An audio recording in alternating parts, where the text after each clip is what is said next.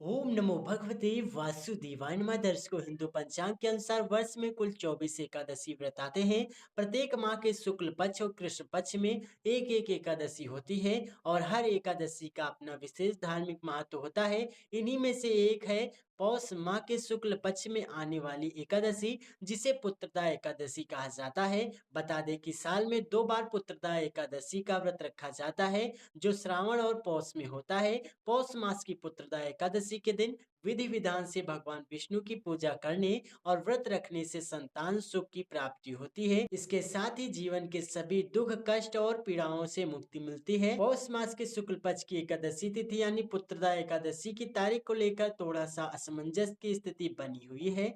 तो ऐसे में आइए जानते हैं कि साल 2025 में पौष पुत्रदा एकादशी किस तारीख को पड़ने वाली है। पूजा का शुभ मुहूर्त, पूजा विधि और पूजा महत्व क्या रहेगा।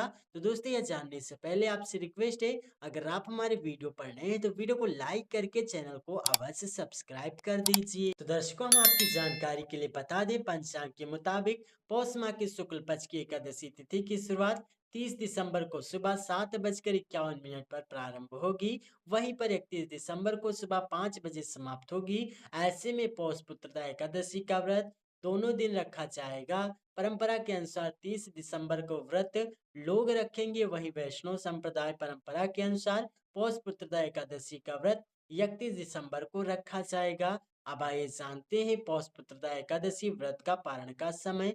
पौष पुत्रदा एकादशी का व्रत 2 दिन रखा जा रहा है। ऐसे में अगर आप 30 दिसंबर को व्रत रख रहे हैं तो 31 दिसंबर को दोपहर 1:26 से 3:31 तक कर सकते हैं पारण। वहीं 31 दिसंबर को व्रत रखने वाले पारण 1 जनवरी को सुबह 7:14 से 9:18 तक कर सकते हैं। अब आइए जानते हैं पौष पुत्रदा एकादशी का महत्व। हिंदू धर्म में एकादशी तिथि का अत्यंत पावन माना गया है। पौष माह में आने वाली पुत्रदा एकादशी का विशेष धार्मिक महत्व है। शास्त्रों के अनुसार इस एकादशी के महत्व का वर्णन स्वयं भगवान श्री कृष्ण ने किया है।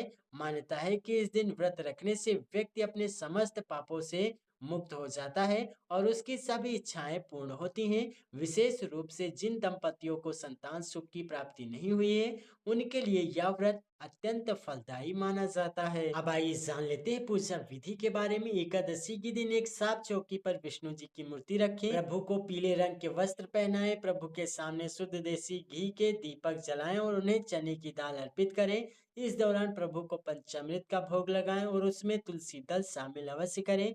विष्णु जी को बेसन के लड्डू और पीली मिठाई भी चढ़ाएं। अब आप एकादशी व्रत कथा का पाठ करें, विष्णु जी की आरती करें और जरूरतमंद को दान दें। रात में कीर्तन या भजन गाकर प्रभु की कृपा प्राप्त करें।